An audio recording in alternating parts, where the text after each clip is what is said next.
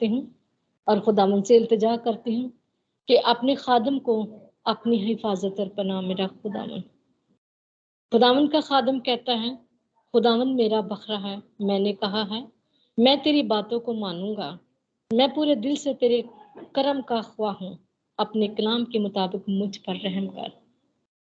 میں بڑی عزت اور احترام کے ساتھ پاسٹر نتھانیل کو دعوت دیتی ہوں کہ پلیز پاسٹر جی آئیے اور خداوند کے کلام کو خداوند کے لوگوں تک پہنچائیے، خداوند کی روح اور سچائی کی باتیں جو خداوند نے آج آپ کے ساتھ کی ہیں وہ ہم تک پہنچائیے۔ آپ کو خداوند بہت برکت دے۔ Please welcome pastor ji. Welcome pastor ji. مسیح یسوع کے زندہ جلالی نام میں آپ سب کی خدمت میں میرا سلام پہنچے۔ خداوند کا شکر ادا کرتے ہیں کہ اس نے ایک بار پھر ہم سب کو یہ شرف بخشا کہ ہم سب اس کے حضور جھکیں اور اس کے کلام کی باتوں کو سیکھنے کی کوشش کریں، کیونکہ جب ہم سیکھنے کی کوشش کرتے ہیں تو وہ یقیناً ہمیں برکات سے معمور کرتا ہے۔ شکر گزار ہوں وائس آف گاڈ کی آئی ڈی کا، جنہوں نے مجھے یہ موقع دیا کہ ہم سب مل کر خدا ان کے نام کو عزت اور جلال دیں۔ کی گئی پرستش کے لیے شکر گزار ہوں کہ خداوند کے حضور آپ نے اپنے نذرانہ عقیدت کو پیش کیا۔ شکر گزار ہوں سسٹر نسرین کا، جنہوں نے کلام کے لیے دعا کی، اور سسٹر سمر کا جو آج کی کہانت کی ذمہ داری کو نبھائے ہوئے، اور پاسٹر لطیف کا جو اس آئی ڈی کے رہنما ہیں، اور ہم سب کو خداوند کے جلال کے لیے جوڑتے ہیں۔ میں سب محترم عزیزوں کا شکر ادا کرتا ہوں۔ میرے عزیزوں، آج جو کلام کا حصہ ہم سیکھنے کو ہیں وہ ہے مخلوقات کی نجات۔ مخلوقات کی نجات جو کہ کلام کا حصہ ہمیں سکھائے گا کہ خلق خدا ہمیشہ ہی ایک تو نافرمان رہی، یہ آج کی نہیں، یہ ازل سے ہے، اور رائے حق پہ کس طرح خداوند کے کلام کی آگاہی سے آ سکے گی، اور جو خداوند کو قبول کریں گے وہ نجات حاصل کریں گے۔ یہ کلام ہی سے ہم آج سیکھنے کی کوشش کریں گے۔ کلام مقدس کو میں آپ سب سے گزارش کروں گا کہ کھول کے رکھیے گا، کیونکہ ہم کچھ آیات بھی پڑھیں گے تاکہ ہم خدا کے کلام کو اور بھی گہرے میں لے جائیں۔ اگر ہم آج کے کلام کی طرف دیکھو تو ہم جو حوالہ دیکھیں گے وہ رسول اعظم پالوس رسول کا خط رومیو کے نام، اس کا 8واں باب، اس کی 22ویں اور 23ویں آیت۔ جو بھی میرا بھائی بہن کلام مقدس کو کھولے ہوئے ہیں، تو ہم سب آج ہم تھوڑے ہیں لیکن ہم خداوند کے کلام کو سیکھنے کی کوشش کریں گے۔ تو یہ اوپن انویٹیشن ہے، کوئی بھی بیٹی بہن بھائی وہ خدا کے کلام کو پڑھ سکتا ہے، تاکہ ہم سب مل کر اپنا اپنا حصہ ڈالیں گے، کیونکہ اگر ہم دیکھیں تو 2-3 ہیں ہم لوگ، تو ہم سب مل کے خداوند کے کلام کو سیکھنے کی کوشش کریں گے۔ جی میں پڑھوں؟ جی بیٹا پڑھیے، آپ پڑھیے آپ بیٹا۔ رومیو کے نام کا خط 8واں باب 22-23 آیت۔ کیونکہ ہم کو معلوم ہے کہ ساری مخلوقات اب تک تراہتی ہے اور درد ذام میں تڑپتی ہے، اور نہ فقط وہی بلکہ ہم بھی جنہیں روح کے پہلے ملے ہیں، آپ اپنے باتوں میں سناتے ہیں اور لے پالک یعنی اپنے بدن کی درستی کی راہ دیکھتے ہیں۔ آمین آمین آمین آمین۔ ساری مخلوقات یعنی ایماندار اور غیر ایماندار کراہتی ہے، اور آگے پالوس کہتا ہے کہ جنہیں روح کے پھل ملے ہیں وہ بھی اپنے باطن میں کراہتے ہیں۔ یہ صحیح بات ہے۔ اگر ہم پیچھے مڑ کر دیکھتے ہیں پیدائش کی طرف، تو خدا نے آدم کو بنایا، پہلے 6 دن خدا نے ہر اس چیز کو بنایا جو روئے زمین کے لیے ضروری تھی، یا روئے زمین پر اس نے دیکھا کہ اچھا ہے۔ خدا نے جو بھی تخلیق کیا اس کے لیے اس نے اچھا ہی کہا۔ لیکن میرے عزیزو، سب سے بڑا سوال تب آتا ہے جب انسان کو اس نے اپنی شبیہ پہ بنایا، اس نے اس کے نتنوں میں سانس پھونکا اور انسان جیتی جان ہوا، وہاں پہ اس نے نہیں کہا۔ سوال یہ کہ کیوں اس نے اچھا نہیں کہا؟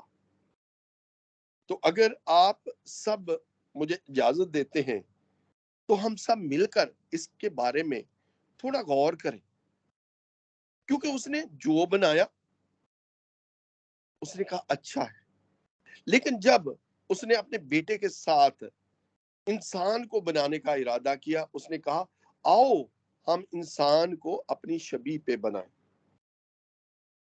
تو جب آؤ کا لفظ آ جاتا ہے تو وہاں جمع کا صیغہ ہوتا ہے، اور جب اس نے انسان کو بنا دیا تو اس نے اس کو برکت دی۔ اس نے اچھا نہیں کہا بلکہ اس نے اس کو برکت دی، پھلو بڑھو پھولو اور روئے زمین کو مرکوم کرو۔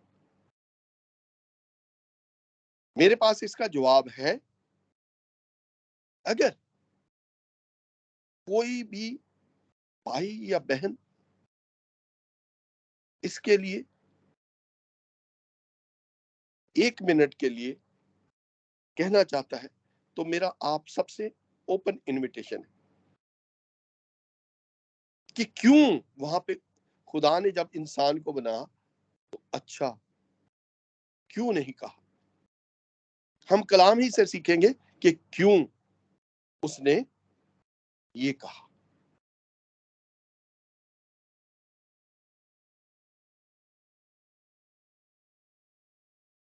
کوئی نہیں کہنا چاہتا؟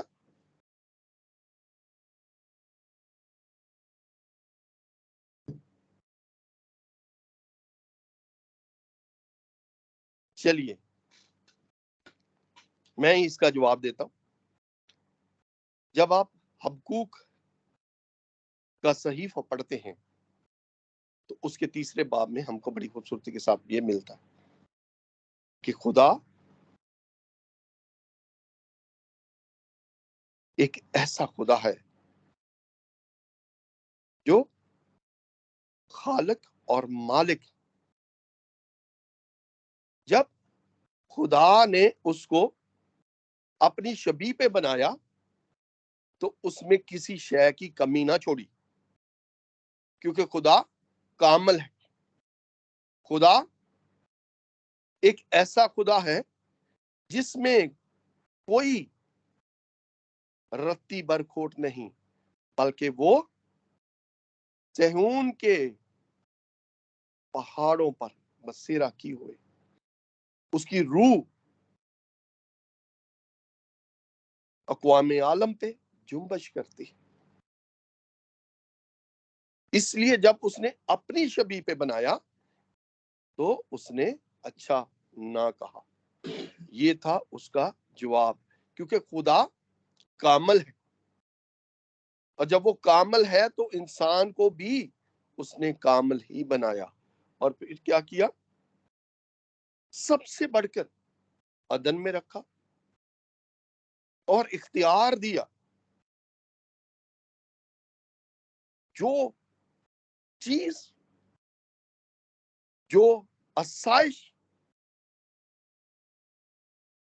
ایک شخص کو چاہیے عدن میں رکھی اور ان کو اس کی نگہبانی اور باغبانی کا اختیار دیا۔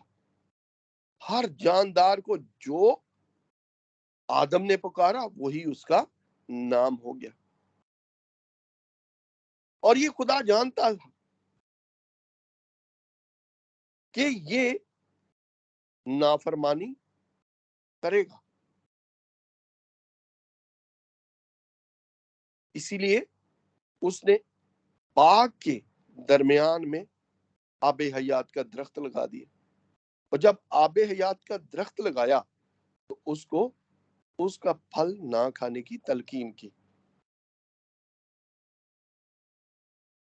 انسان کلام ہی ہمیں یہ سکھاتا ہے کہ انسان اپنی روشوں سے باز نہیں آتا، خدا کے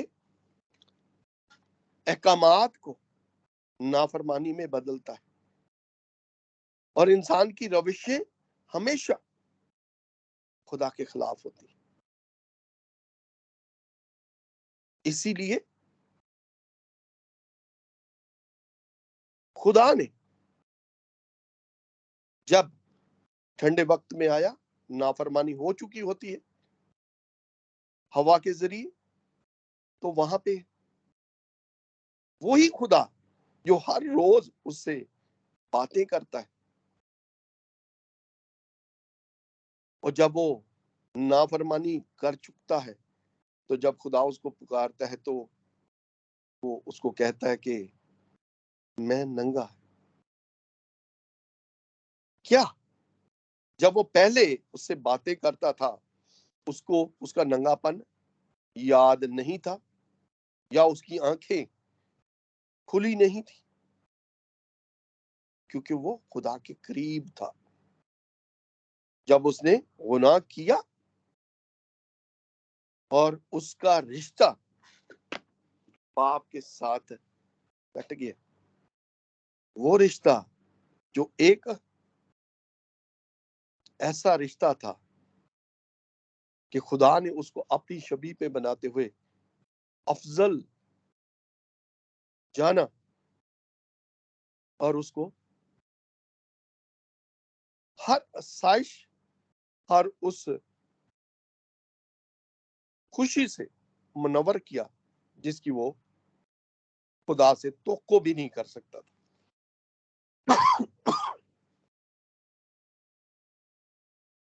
ہر چیز کو اس کا اختیار دیا کہ تو یہ کھا سکتا ہے، صرف ممانت کس کی تھی؟ اس آب حیات کے درخت کی۔ اگر ہم خدا کے ان ایام کو دیکھیں جب وہ اس دنیا کو بنا رہا تھا تو خدا نے کیا وہاں پہ موت کا ذکر کیا؟ نہیں۔ موت جو ہے انسان نے خود اپنے لیے بنائی۔ اگر ہم حکمت کی کتاب پڑھتے ہیں تو وہاں پہ بڑی ہی خوبصورتی کے ساتھ خدا کا کلام ہمیں سکھاتا ہے کہ انسان نے اپنے لیے موت خود چنی، کیونکہ کیا ہوا؟ گناہ کیا اور گناہ کی مزدوری موت ہو گئی۔ اگر ہم کلام کو اناجیل سے دیکھتے تو اناجیل میں ہمیں بڑی خوبصورتی کے ساتھ ملتا ہے کہ ایک بشر نے گناہ کیا، گناہ کے وسیلہ سے موت آئی، اور موت کو فاتح جناب یسو نے کیا. اس نے موت اور قبر پہ فتح پائی اور موت کے ڈنگ کو مارتے ہوئے تیسرے دن مردوں میں سے جی اٹھا. اگر ہم پالوس کو دیکھیں تو پالوس کیا کہتا ہے؟ پالوس بڑی خوبصورتی کے ساتھ کہتا ہے کہ سب نے گناہ کیا اور خدا کے جلال سے محروم ہو گئے. اور جب گناہ کرتے ہیں تو اس کے لیے کیا ہے؟ اس کے لیے ضروری ہے کہ ہم برے کے خون سے اپنے آپ کو دھلوا لیں. جب ہم اپنے گناہوں کا اقرار کرتے ہیں تو وہ ہمیں کیا کرتا ہے؟ معاف کرنے میں قادر مطلق ہے. وہ ہمیں معاف کرتا ہے، ہماری خطاؤں کو پیچھے پھینک دیتا ہے اور ہمیں گلے لگا لیتا ہے. اور جب ہم کیسے مانگتے ہیں؟ اپنے ایمان کے تحت. کیونکہ جب ہم ایمان سے مانگتے ہیں تو وہ ہمیں کیا کرتا ہے؟ ہماری خطاؤں کو معاف کرتے ہوئے ہمیں گلے لگاتا ہے اور نجات دیتا ہے. اگر ہم اس کو اور بھی خوبصورتی کے ساتھ جاننا چاہتے ہیں تو میں ایک بار پھر سب سے گزارش کروں گا، رومیو ہی کا خط اس کا 5واں باب اور اس کی 8ویں آیت اس کا جواب دیتی ہے. کوئی بھی میرا بھائی بہن پڑھنا چاہتا ہے؟ نہیں تو میں پڑھتا ہوں.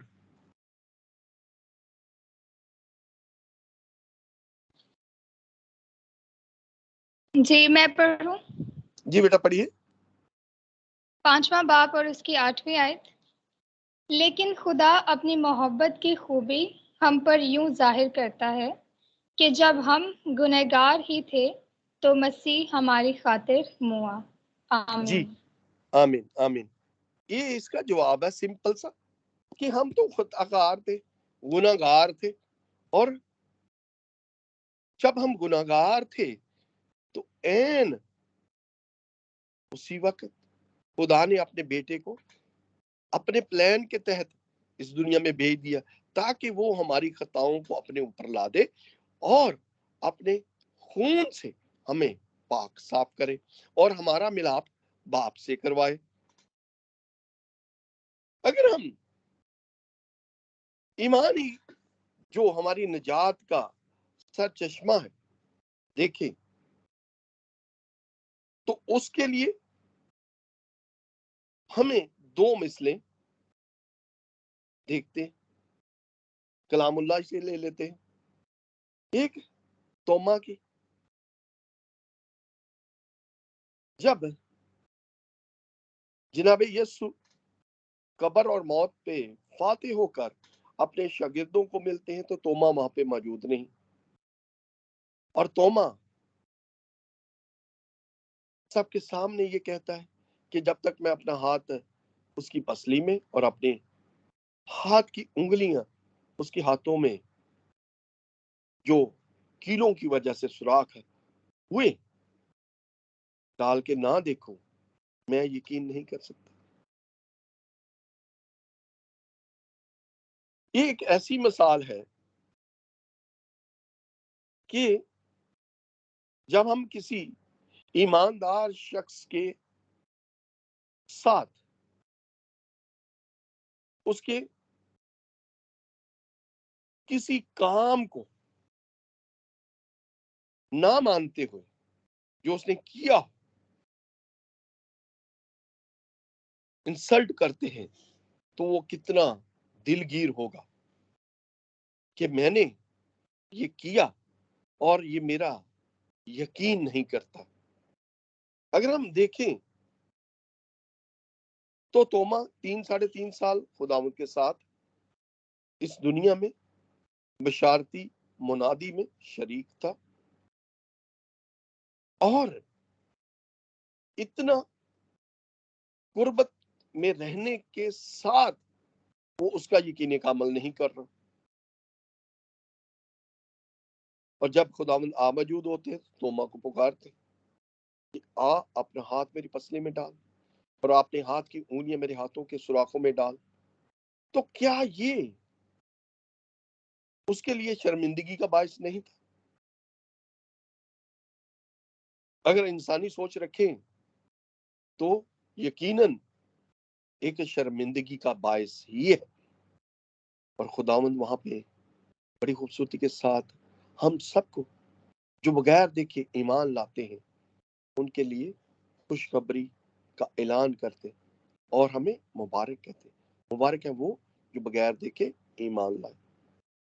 مجھے اور آپ سب کو جو زندہ خدا کے بیٹے پر ایمان رکھتے ان کو اس نے مبارک کہا، کیونکہ دیکھ کر تو کوئی بھی یقین کر سکتا ہے، لیکن جب ہم بغیر دیکھے زندہ خدا پر یقین رکھتے ہیں کہ ہمارا خدا زندہ ہے، جو ہر وقت ہماری سنتا ہے، ہماری پرواہ کرتا ہے، ہماری آسوں امید و خوشیوں کو پورا کرتا ہے جب ہم اس سے مانگتے ہیں، کیونکہ وہ اپنے طالبوں کو نیند ہی میں دے دیتا ہے. اگر ہم اور نجات کی مثل لیں تو یہ ہمیں اعمال کی کتاب میں ہی ملتی. جب پالوس اور سیلاس قید خانہ میں خدا کی بندگی میں حمد و ثنا گاتے، دعا کرتے اور خداوند کے خادموں کے لیے جب وہ حمد و ثنا میں ہوتے، قید خانہ کی بنیادیں لرز جاتی اور دروگا اپنے آپ کو مارنے کی کوشش کرتا، تو پالوس چلا کر اس سے کہتا ہے کہ اپنے آپ کو زر نہ پہنچا، ہم یہاں موجود ہیں. کیونکہ وہ یہ جانتا ہے کہ بنیادیں تو ہل گئی ہیں، شاید قیدی بھاگ چکے. پالوس اور سیلاس کی بیڑیاں کھل جاتی اور وہ دروگا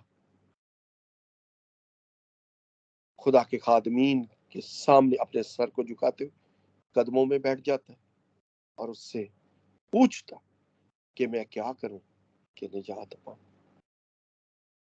وہاں پہ پالوس اور سیلاس خوش دلی سے یسوع کے نام کو عزت اور جلال دیتے اور اس سے کہتے ہیں کہ یسوع مسیح پر ایمان لا، تو اور تیرا گھرانہ نجات پائے گا. میرے عزیزوں، نجات صرف اور صرف جناب یسوع کے وسیلہ سے ہمیں حاصل ہوتی ہے، کیونکہ دنیا میں ایسا نام نہیں بخشا گیا جس سے ہمیں نجات مل سکے ماں سوائے جناب یسوع سے، جو اس کا اکلوتا بیٹا ہے، جو آج بھی ہماری شفاعت کرتا ہے، کیونکہ اس نے ہمیں اپنے خون سے خرید کر مول لے لی.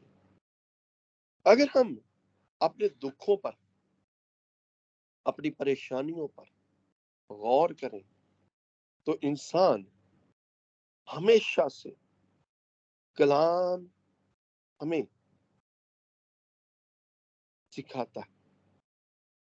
اگر ہم خداوند کے اس خطبہ عظیم کی طرف دیکھیں، اس پہاڑی واز کے خطبے کی طرف، تو وہاں پہ جناب یسوع نے بڑی خوبصورتی کے ساتھ ہمیں باور کروا دیا ہے کہ تم کو ستایا جائے گا، تم کو لوگ میری خاطر ماریں گے، کوٹیں گے، لان تان کریں گے، لیکن تم مبارک ہو. لیکن مرکز اس کے لیے بڑی خوبصورتی کے ساتھ ہمیں یہ سکھاتا ہے کہ ہم ستائے جائیں گے، مارے کوٹے جائیں گے، لیکن ہم برداشت کریں. مرکز اس کا 13واں باب اور اس کی 13ویں آیت وہ یہ کہتی ہے، میرے نام کے سبب سے لوگ تم سے عداوت رکھیں گے،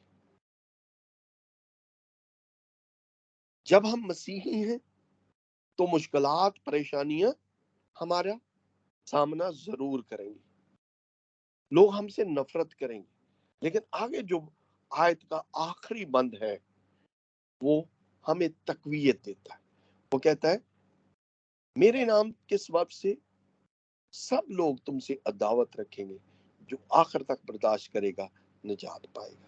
میرے عزیزو، ہمیں برداشت کرنا ہے آخر تک. اگر ہم دیکھیں آج پاکستان میں یا دنیا کے کسی بھی حصے میں، بھلے ہمارے بہن بھائی یورپ میں یا امریکہ میں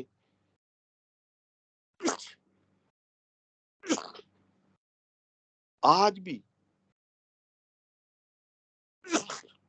معذرت چاہتا ہوں، آج بھی اپنی زندگی کو گزار رہے ہیں، لیکن ان کا وہ رتبہ نہیں ملتا جو پاکستان سے یا دنیا کے کسی بھی حصہ سے مائگریٹ کر کے گئے. ان کو ایشین ہی لوگ کہتے. اگر حاصل لطیف جرمنی میں بیٹھے ہیں تو ان کو بھلے پاسپورٹ مل جائے، لیکن ان کی جائے پیدائش جو بھی لکھی جائے گی اس پاسپورٹ کے اوپر وہ پاکستان ہی لکھی جائے گی، وہ جرمن کا کسی حصے کا نوٹ نہیں لکھا جائے گا. تو وہ جو رتبہ ان کو ملنا چاہیے وہ نہیں ملے گا.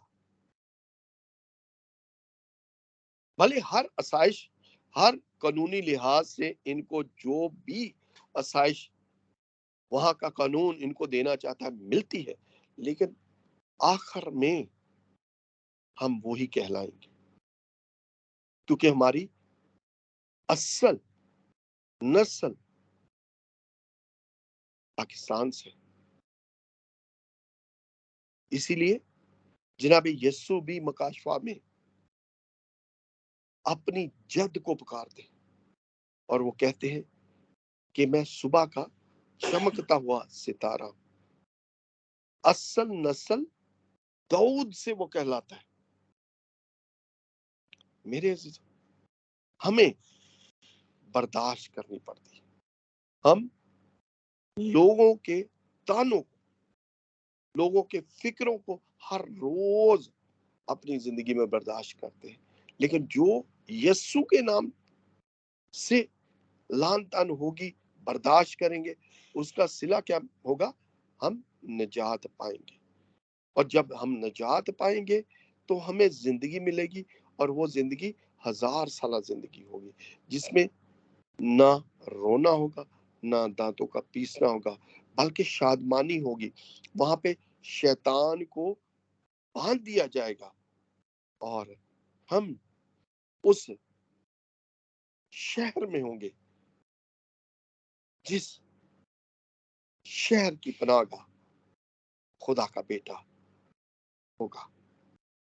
جب خدا کا بیٹا ہمارے ساتھ ہوگا تو ہماری زندگی وہ زندگی ہوگی جو صرف اور صرف جناب یسوع کے قوانین کے اوپر پوری اترے گی، کیونکہ خدا کا خیمہ آدمیوں کے درمیان ہوگا.